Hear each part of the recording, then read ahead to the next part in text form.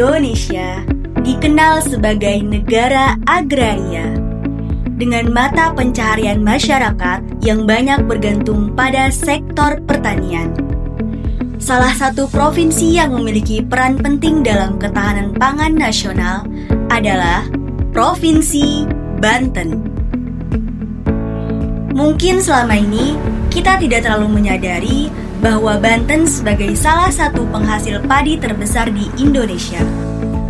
Banten bersama dengan Jawa Barat, Jawa Tengah, dan Jawa Timur memiliki lahan pertanian yang berpotensi sangat subur untuk budidaya padi. Pada bulan Juli 2025, nilai tukar petani atau NTP tercatat sebesar 122,64, mengalami kenaikan sekitar 0,76%.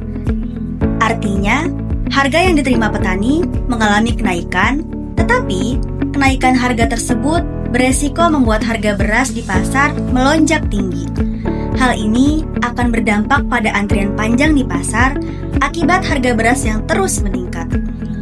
Lalu, haruskah kita selalu bergantung pada padi, khususnya beras, untuk kebutuhan pangan sehari-hari?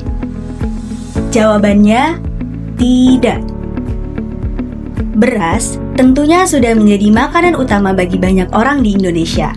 Namun, ketergantungan terhadap beras sebagai sumber makanan utama membuat sistem pangan kita akan menjadi rentan. Bila terjadi gagal panen, bencana alam, atau gangguan distribusi, hal ini bisa menjadi masalah besar dan masyarakat bisa langsung terdampak.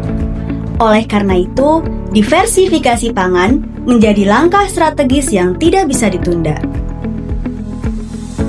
Diversifikasi pangan berarti memperluas jenis makanan pokok yang kita konsumsi, tidak hanya berfokus pada beras. Dan kabar baiknya, Banten punya potensi besar untuk itu. Selain padi, Banten juga memiliki komoditas pangan lain yang tidak kalah penting dan bisa menjadi solusi untuk diversifikasi pangan. Seperti contohnya jagung, kedelai, kacang tanah, kacang hijau, ubi kayu, dan ubi jalar. Tanaman-tanaman ini bukan hanya alternatif pengganti nasi, tetapi juga memiliki nilai gizi yang tinggi. Contohnya, jagung bisa diolah menjadi berbagai hidangan menarik seperti lepet jagung, camilan manis yang sering dijumpai di pasar tradisional, atau kedelai, bahan dasar tempe yang sudah menjadi bagian dari kuliner Indonesia yang tak tergantikan. Tempe ini bukan hanya enak, tetapi juga penuh manfaat untuk kesehatan. Kacang tanah yang sering kita temui dalam masakan sehari-hari bisa diolah menjadi kue kacang yang gurih dan renyah. Tidak hanya itu, kacang hijau yang sering ada di pasar bisa kita olah menjadi bubur kacang hijau yang manis dan hangat. Ubi kayu pun tak kalah menarik. Siapa yang bisa menolak kenikmatan getuk?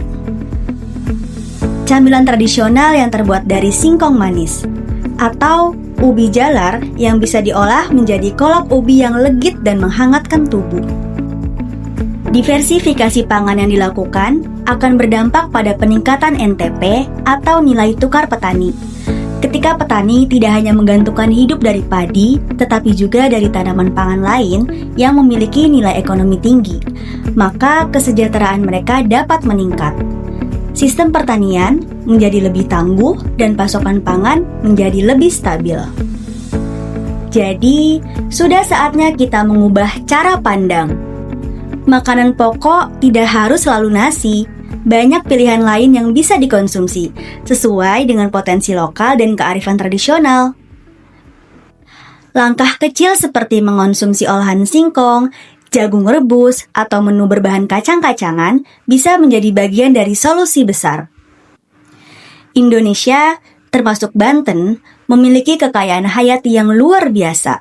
Jangan biarkan potensi itu tersia-siakan hanya karena kita terlalu terfokus pada satu jenis pangan saja. Mari dukung diversifikasi pangan demi ketahanan pangan yang berkelanjutan, lingkungan yang lebih sehat, dan masyarakat yang lebih sejahtera.